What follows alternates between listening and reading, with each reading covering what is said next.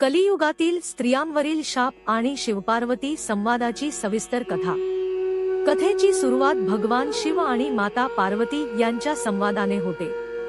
पृथ्वीवर प्रवास करून आल्यावर पार्वतीने पृथ्वीवर बघितलेल्या काही घटनांवर विचारमंथन सुरू केले। ती भगवान शिवांकडे येऊन म्हणाली, हे प्रभो, पृथ्वीवर आज अनेक स्त्रिया आपल्या पतींना फसवत आहेत। त्या इतर पुरुषांच्या आकर्षणाला बळी पडतात, ज्यामुळे पती पत्नीचे पवित्र नाते उद्ध्वस्त होते। हे सर्व का घडते? या घटनेमागे कोणते रहस्य आहे? पार्वतीच्या या प्रश्नाने भगवान शिव हसले आणि उत्तर देण्यासाठी त्यांनी एका कथेची सुरुवात केली। राजा नल आणि दमयंतीची कथा। भगवान शिव म्हणाले, हे देवी, ही कथा कलियुगातील स्त्रियांवर झालेल्या शापाशी संबंधित आहे। याचे मूळ एका काळात राजा नल आणि दमयंती यांच्या जीवनातील एका प्रसंगात सापडते। राजा नलचे व्यक्तिमत्व आणि त्याचे गुण। राजा नल हा कलियुगात अत्यंत शूर, धैर्यवान आणि बुद्धिमान राजा होता। तो शस्त्रकौशल्यात निपुण होता आणि त्याच्या राज्यात न्याय आणि प्रगती नांदत होती। पण त्याला एक वाईट सवय होती, जुगार खेळण्याची। ही सवय त्याच्या आयुष्यात अनेक समस्या निर्माण करणार होती। दुसरीकडे भीष्मक नावाच्या दुसऱ्या राजाला वरदानाने 4 मुले झाली होती, दंत, दमन आणि त्यांची कन्या दमयंती। दमयंतीचे सौंदर्य आणि गुण। दमयंती ही अद्वितीय सौंदर्यवान आणि सद्गुणी कन्या होती। ती इतकी सुंदर होती की लोक तिला लक्ष्मी देवीचे अवतार मानत। तिचे गुण आणि सौंदर्य तिन्ही लोकात प्रसिद्ध झाले होते। तिच्या सौंदर्याने आणि तिच्या सद्गुणांनी अनेक राजांना आकर्षित केले होते, पण तिच्या मनात एक अनोखे स्वप्न होते, तिचा पती असावा, तो निःस्वार्थ, सद्गुणी आणि तिला संपूर्ण समर्पित असणारा। राजा नल आणि हंस संवाद। एका दिवशी राजा नल आपल्या राजवाड्याच्या बागेत फिरत असताना त्याला काही सुंदर हंस दिसले। त्या हंसांपैकी एक राजहंस अतिशय तेजस्वी होता। नलने त्याला पकडले। राजहंसाने त्याला विनंती केली, हे राजा, जर तुम्ही मला सोडले तर मी तुमच्या बद्दल दमयंतीला सांगेन। मी तिच्या सौंदर्याचे आणि तुमच्या गुणांचे वर्णन करीन, ज्यामुळे ती तुमच्यावर प्रेम करेल। नलने हंसाला सोडून दिले आणि राजहंस आपल्या वचनानुसार दमयंतीकडे गेला। हंसाने नलचे गुण आणि पराक्रम तिच्यासमोर सांगितले। दमयंतीला नलची ओढ लागली। ती मनोमन त्याच्या प्रेमात पडली। दमयंतीचा स्वयंवर आणि कलीचा हस्तक्षेप। दमयंतीच्या वडिलांनी तिच्यासाठी स्वयंवर ठेवले। या स्वयंवराला अनेक राजे आणि वीर आले होते, पण दमयंतीच्या मनात फक्त राजा नल होता। नलही या स्वयंवरासाठी आला होता। त्याच वेळी कली, जो अधर्माचे प्रतीक होता, त्याने स्वयंवरात हस्तक्षेप करण्याचा निर्णय घेतला। कलीचे धूर्त कृत्य। कलीने दमयंतीवर शाप दिला की ती कधीही सुखी होऊ शकणार नाही। तिच्या आयुष्यात वादळ निर्माण होईल आणि तिच्या निर्णयांमध्ये संभ्रम येईल। हा शाप कलियुगातील स्त्रियांसाठीही लागू होणार होता, जिथे स्त्रियांना त्यांच्या नात्यांमध्ये समस्या भेडसावतील आणि त्या इतर पुरुषांकडे आकर्षित होतील। नल दमयंतीचे मिलन आणि दुःख। स्वयंवरात दमयंतीने नलला निवडले, पण कलीचा शाप त्यांच्या आयुष्यातील सुख हिरावून घेणार होता। नलच्या जुगाराच्या सवयीमुळे त्याने आपले राज्य गमावले। दमयंती आणि नल यांनी एकत्र जीवन जगण्याचा प्रयत्न केला, पण अनेक अडचणींना सामोरे जावे लागले। कलियुगातील स्त्रियांच्या समस्यांचे मूळ। भगवान शिवांनी स्पष्ट केले की कलियुगात कलीचा शाप स्त्रियांच्या जीवनावर परिणाम करत आहे। त्या त्यांच्या नात्यांमध्ये संभ्रमित होतात आणि त्यांचे निर्णय चुकीचे ठरतात। हा शाप त्यांना त्यांच्या पतींना फसवण्यास प्रवृत्त करतो। मात्र भगवान शिवांनी हेही सांगितले की या समस्येवर उपाय आहेत, भक्ती, समर्पण आणि एकमेकांवर दृढ विश्वास। शिवपार्वतीचा संदेश। भगवान शिव म्हणाले, हे देवी, ही कथा ऐकणाऱ्या प्रत्येकाला एक महत्त्वाचा संदेश आहे। पती पत्नीमधील नाते हे पवित्र आहे। त्यात प्रेम, आदर आणि विश्वास असला पाहिजे। कलियुगातील अडचणींवर मात करण्यासाठी त्यांनी एकमेकांवर प्रेम करावे, भगवंतावर श्रद्धा ठेवावी आणि संकटांमध्ये धैर्य बाळगावे। माता पार्वतीने ही कथा ऐकून ती पृथ्वीवर पसरवण्याचा निर्णय घेतला. त्यांनी म्हटले की ही कथा ऐकल्याने पती पत्नीमधील प्रेम वाढेल, त्यांच्या जीवनातील अडचणी दूर होतील आणि त्यांचे नाते अधिक दृढ होईल. दमयंतीचे सौंदर्य आणि राजा नलाचे आकर्षण.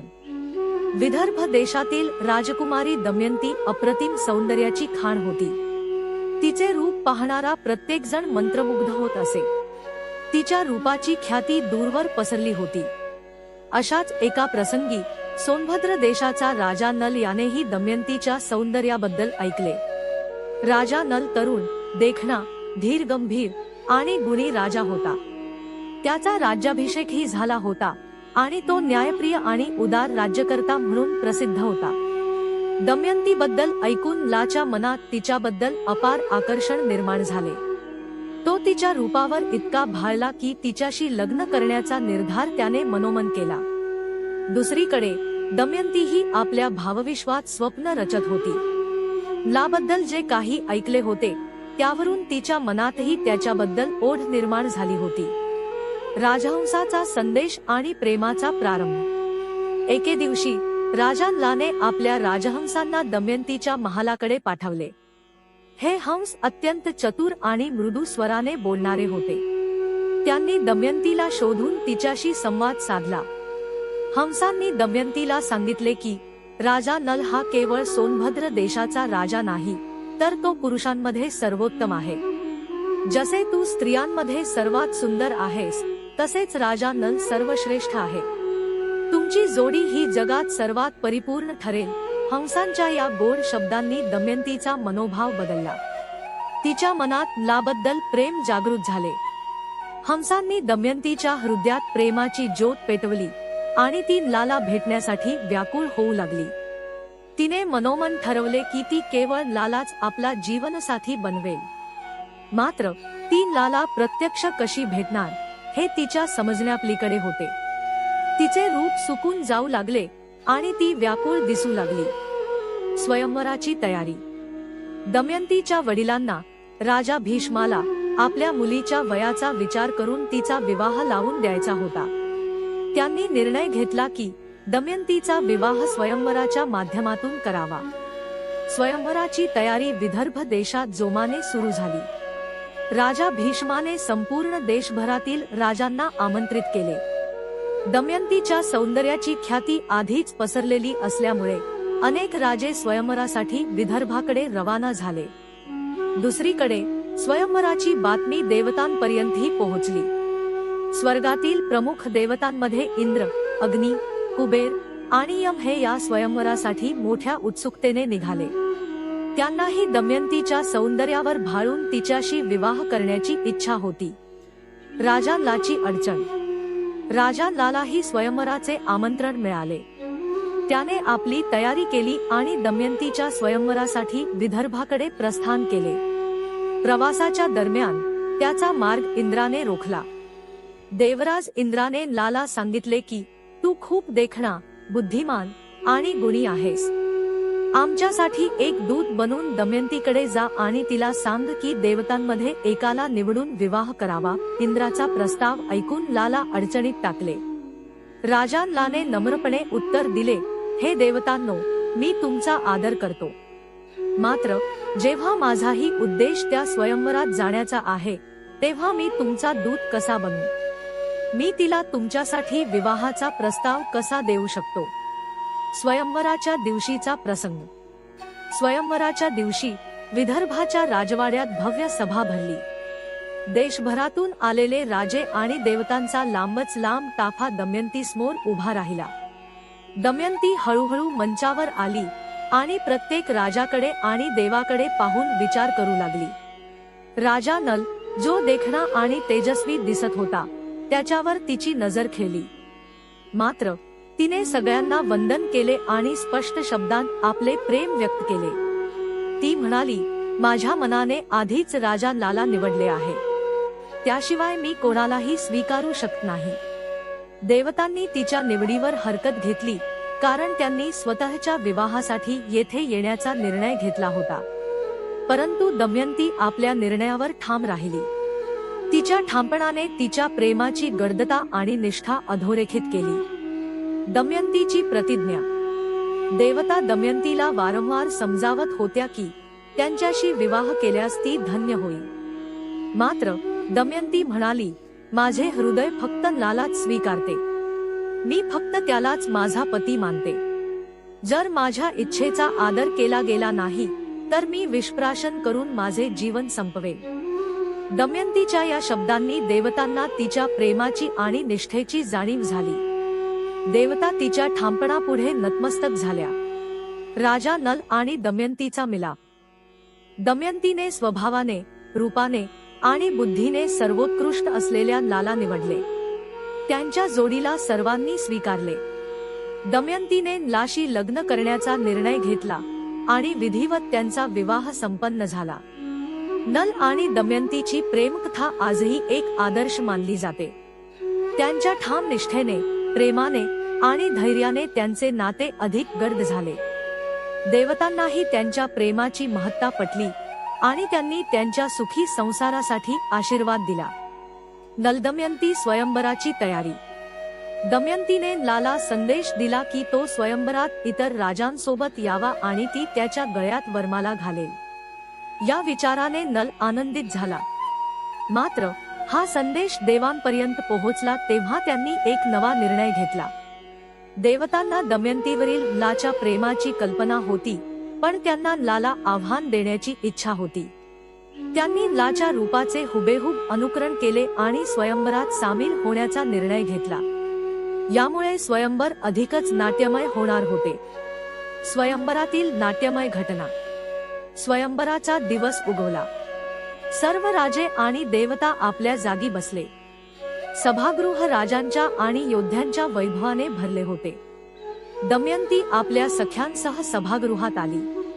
तिने पाहिले की हुबेहूब लासारखे दिसणारे 5 पुरुष एका ओळीत उभे होते। तिच्यासाठी हा एक आव्हानात्मक क्षण होता।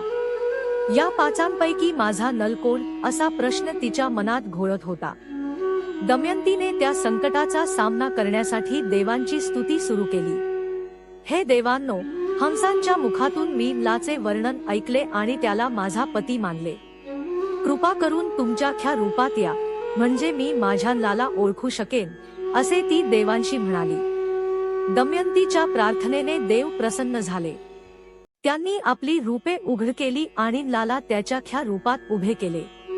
दमयंतीने लाला ओळखले आणि त्याच्या गळ्यात वरमाला घातली। स्वयंवराचा हा प्रसंग सभागृहात उपस्थित असलेल्या सर्वांसाठी विस्मयकारक होता। देवांनी दमयंतीच्या निर्णयाचा सन्मान केला आणि आशीर्वाद दिले। नल दमयंतीच्या विवाहानंतर देव स्वर्गाकडे परतले। कलियुगाचा प्रवेश। स्वयंवर संपल्यावर देवता स्वर्गाकडे जात असताना त्यांची भेट कलियुग आणि द्वापर यांच्याशी झाली। कलियुगाने सांगितले की तो दमयंतीशी विवाह करण्याचा विचार करत होता। इंद्राने त्याला स्पष्ट केले की दमयंतीने लाला निवडले आहे आणि तिचा निर्णय अंतिम आहे। मात्र कलियुगाने मनात वैर धरले आणि लाला त्रास देण्याचा निश्चय केला। कलियुगाने द्वापरकडून मदत मागितली। त्यांनी योजना आखली की लाच्या जीवनात प्रवेश करून त्याच्या राजकीय आणि वैयक्तिक जीवनात उठं उडवायची। द्वापराने या योजनेला सहमती दिली आणि त्यानुसार ते दोघे लाच्या राज्यात पोहोचले। लाच्या राज्यातील अडचणी। कलियुगाने लाच्या जीवनात प्रवेश करण्याची संधी शोधत 16 वर्षे वाट पाहिली। एक दिवस संध्याकाळी लाने हातपाय धुता भोजनाला सुरुवात केली। याच संधीचा फायदा घेत कलियुगाने लाच्या शरीरात प्रवेश केला। यामुळे लाच्या स्वभावात आणि निर्णयांमध्ये बदल होऊ लागले। त्याच्या जवळच्या माणसांनीही हा बदल लक्षात घेतला। मात्र कोणीही या बदलाचा मुख्य स्रोत समजू शकले नाही। कलियुगाच्या प्रभावाखाली नल अधिक अस्थिर झाला। याच काळात त्याचा भावंड पुष्कर द्वापरच्या सल्ल्याने लाला जुगार खेळण्याचे आव्हान देतो। कलियुगाच्या प्रभावाखाली असलेल्या लाने हे आव्हान स्वीकारले। जुगार आणि पतन। पुष्कर आणि नल यांच्यात बुद्धिबळाच्या खेळाने जुगार सुरू झाला। कलियुगाच्या हस्तक्षेपामुळे नल सतत पराभूत होत राहिला। राजवाड्यातील खजिना, जमीन आणि संपत्ती सर्व काही लाने जुगारात गमावले। अखेर त्याला आपले राज्य देखील गमवावे लागले. नल आणि दमयंतीला राजवाडा सोडावा लागला. लाच्या पराभवाने त्याच्यावर आणि दमयंतीवर मोठे संकट ओढवले. राज्य गमावल्यामुळे नलने दैनंदिन जीवनासाठी संघर्ष करावा लागला. दमयंतीने या कठीण परिस्थितीतही लाचा साथ सोडला नाही. तिने लाला सावरण्याचा प्रयत्न केला, पण कलियुगाचा प्रभाव इतका तीव्र होता की नल पुन्हा उभा राहू शकला नाही. दमयंतीचे धैर्य आणि त्याग. राजवाडा सोडल्यानंतर नलदमयंतीने जंगलात आश्रय घेतला. या कठीण काळात दमयंतीने लासाठी सर्वस्व दिले. मात्र नलच्या मनात तिच्या सुरक्षिततेची चिंता होती.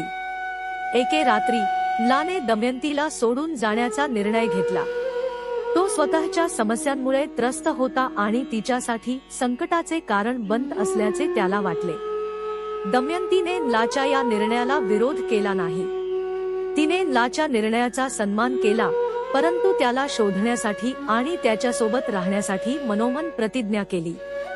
लाच्या विरहाने दमयंतीच्या जीवनात नवीन संघर्ष निर्माण झाला, पण तिचा लावरचा विश्वास अढळ राहिला. लाचा आत्मचिंतन. दमयंतीपासून दूर झाल्यानंतर लाने आपल्यावर विचार करण्यास सुरुवात केली.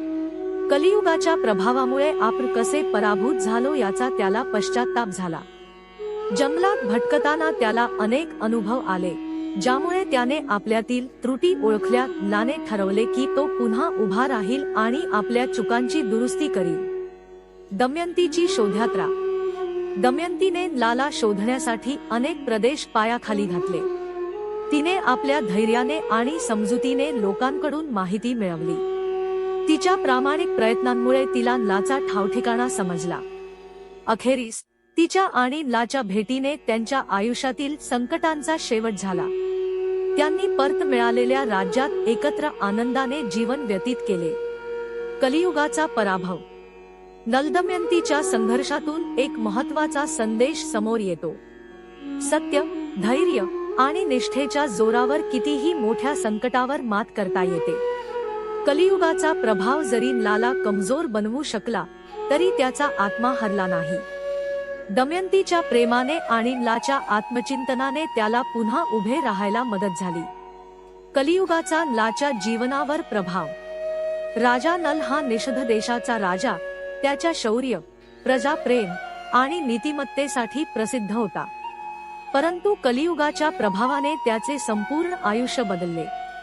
कलियुगाने लाच्या शरीरात प्रवेश केला, ज्यामुळे त्याचा विवेक आणि निर्णय क्षमता नष्ट झाली. त्याच्या जीवनावर वाईट काळाची सावली पडली होती. याच काळात द्वापराने जुगार खेळाच्या फासांवर ताबा मिळवला होता. नल, जो पूर्वी योग्य निर्णय घेणारा राजा होता, तो जुगारात अडकला. जुगाराच्या खेळात तो पुन्हा पुन्हा हारत होता. त्याच्या या वागण्याने प्रजा आणि मंत्र्यांना चिंता वाटू लागली. अनेकांनी त्याला जुगार थांबवण्याचा सल्ला दिला, परंतु कलियुगाच्या प्रभावामुळे तो कोणाचेही ऐकत नव्हता. जुगारातील पराभव आणि संपत्ती गमावणे. जुगारामध्ये राजा लाने आपल्या संपत्तीचा आणि राज्याचा संपूर्ण ताबा गमावला. पुष्कर नावाच्या प्रतिस्पर्ध्याने त्याच्यावर मात केली आणि त्याचे राज्य हडप केले. जुगारात सत पराभूत होत असताना लाने आपले स्वाभिमान देखील गमावले. त्याच्या पराभवाने त्याची पत्नी दमयंतीही दुःखी झाली, परंतु ती त्याच्यासोबत राहून त्याचे दुःख हलके करण्याचा प्रयत्न करत होती. पुष्करने लाला आणखी एका खेळासाठी आव्हान दिले. यावेळी त्याने दमयंतीलाही जुगारात पणाला लावण्याचा प्रस्ताव दिला. परंतु लाच्या मनात अजूनही पत्नीविषयी आदर आणि प्रेम होते. त्याने हा प्रस्ताव नाकारला, जरी यामुळे त्याच्याकडे आता कोणतेही साधन उरले नव्हते. दमयंतीचा लावर विश्वास आणि त्याग. राजा लाचा पराभव पाहून दमयंती खूप व्यथित झाली. तिने लाला सावरण्यासाठी प्रयत्न केले. ती म्हणाली, माझ्या सुखदुःखात तू नेहमी माझ्या सोबत होता. आता मला तुझे दुःख वाटून घ्यायचे आहे. कितीही कठीण प्रसंग आला तरी मी तुझी साथ सोडणार नाही. हा माझा धर्म आहे. दमयंतीने आपल्या प्रेमाने आणि शब्दांनी लाचे मन हलके करण्याचा प्रयत्न केला. या संकटांमध्ये दमयंतीने लाला सोडून जाण्याचा कधीही विचार केला नाही. तिने आपल्या मुलांना सुरक्षित स्थळी पाठवले, परंतु ती स्वतः लासोबत राहिली. दोघेही एका ठिकाणी आश्रय घेत होते, परंतु लाच्या मनातील कलियुगाचा प्रभाव अद्याप कायम होता. लाचे अंतर्मनातील द्वंद्व आणि निर्णय. एक रात्री लाच्या मनात विचार चालू झाला. त्याने पाहिले की दमयंती आपल्यावर किती प्रेम करते आणि आपल्यामुळे तिला हे सर्व सहन करावे लागत आहे. त्याच्या मनात अपराधीपणाची भावना निर्माण झाली. त्याने विचार केला की मी तिला इथे एकटी सोडून गेलो तर कदाचित ती आपल्या वडिलांच्या राज्यात परत जाऊ शकेल आणि सुखी होऊ शकेल. हा विचार करताना लाने कठोर निर्णय घेतला. तो तिच्या साडीचा एक भाग फाडून आपले शरीर झाकले आणि दमयंतीला एकटी झोपलेल्या अवस्थेत सोडून जंगलात निघून गेला. कलियुगाच्या प्रभावामुळे लाची बुद्धी भ्रांत झाली होती. त्यामुळेच त्याने असा निर्णय घेतला. दमयंतीचे दुःख आणि संघर्ष. दमयंतीला जेव्हा जाग आली तेव्हा नल तिच्या जवळ नव्हता. तिने त्याला शोधण्याचा प्रयत्न केला, परंतु तो दूर निघून गेला होता. एकटी पडलेल्या दमयंतीने प्रचंड दुःख सहन केले. ती स्वतःला सावरत पुढे जाण्याचा विचार करू लागली. या प्रवासात दमयंतीने अनेक अडथळ्यांचा सामना केला. ती जंगलातून जात असताना तिला भूक, तहान आणि प्राण्यांचा धोका होता. तरीही ती आपल्या पतीला शोधण्यासाठी अथक प्रयत्न करत होती. तिच्या मनात लावरचा विश्वास कायम होता. लाच्या अज्ञात प्रवासाची सुरुवात. दुसरीकडे लाने जंगलात एकटीने प्रवास सुरू केला. त्याला माहित नव्हते की तो कुठे जात आहे किंवा त्याचा पुढचा मार्ग काय असेल. कलियुगाच्या प्रभावामुळे त्याची बुद्धी पूर्णतः भ्रष्ट झाली होती. त्याला आपले निर्णय चुकीचे असल्याचे कळत नव्हते. लाचा हा प्रवास त्याच्या अंतर्मनातील द्वंद्व आणि पश्चात्तापाने भरलेला होता. तो एका ठिकाणी पोहोचताच त्याला जाणवले की आपल्या कर्मामुळे आपण सर्व काही गमावले आहे. त्याने आपल्या आयुष्यात सुधारणा करण्याचा प्रयत्न करण्याचे ठरवले. दमयंतीचा पतीसाठी संघर्ष. दमयंतीने आपल्या पतीला शोधण्यासाठी अनेक राज्ये पालथी घातली. तिने प्रत्येक ठिकाणी लाबद्दल विचारपूस केली, परंतु कुठेही त्याचा पत्ता लागला नाही. तरीही ती आशावादी होती. तिच्या मनात एक विश्वास होता की तिला नल पुन्हा मिळेल. तिचा संघर्ष तिच्या धैर्याचे प्रतीक होता. दमयंतीने कधीही हार मानली नाही. ती सतत लाचा शोध घेत होती, कारण तिच्या मते त्याचा शोध घेणे हेच तिचे जीवन होते. नल आणि दमयंती यांची पुनर्भेट. आख्यानाचा शेवट नल आणि दमयंती यांच्या पुनर्भेटीने होतो. दमयंतीच्या समर्पणामुळे लाचा पश्चाताप वाढला आणि त्याने आपल्या चुकांची कबुली दिली. या पुनर्भेटीने त्यांच्या जीवनात एक नवीन अध्याय सुरू झाला. लाने आपले राज्य परत मिळवण्यासाठी प्रयत्न केले आणि दमयंतीने त्याला सर्व प्रकारे पाठिंबा दिला. त्यांच्या जीवनातील हा संघर्ष एक आदर्श बनला. दमयंतीचा संघर्ष आणि जंगलातील भटकंती. दमयंतीची कथा अत्यंत दुःख आणि संघर्षपूर्ण आहे. राजा नल आणि दमयंती यांचा विवाह अत्यंत प्रेमळ होता, परंतु नलच्या आयुष्यात एक दिवस अचानक वळण घेतो. राजाच्या एका दुर्बलतेमुळे त्या प्रेमळ नात्याला मोठा धक्का बसतो. राजा नल अनेक अडचणींना सामोरा जात असतो आणि त्याच्या आयुष्यात सर्व काही उलटपुल होऊन जातं. याच दरम्यान दमयंतीला त्याच्या शोधात भटकंतीला निघावं लागते. जंगलात एका अशाच भटकंतीत दमयंतीला एका विषारी नागाचा सामना करावा लागतो. नाग, ज्याचे नाव कर्कोटक आहे, तिला हल्ला करत असतो. दमयंती तिच्या प्राणांच्या रक्षणासाठी जोरजोरात ओरडते आणि तिचा आवाज ऐकून एका शिकाऱ्याचा लक्ष वेधला जातो.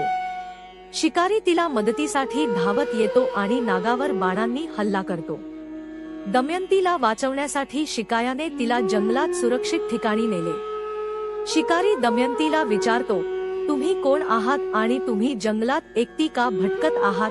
दमयंती त्याला उत्तर देते, मी एक पतिव्रता स्त्री आहे. माझे पती माझ्या सोबत नाहीत आणि मी एका राजाची मुलगी आहे.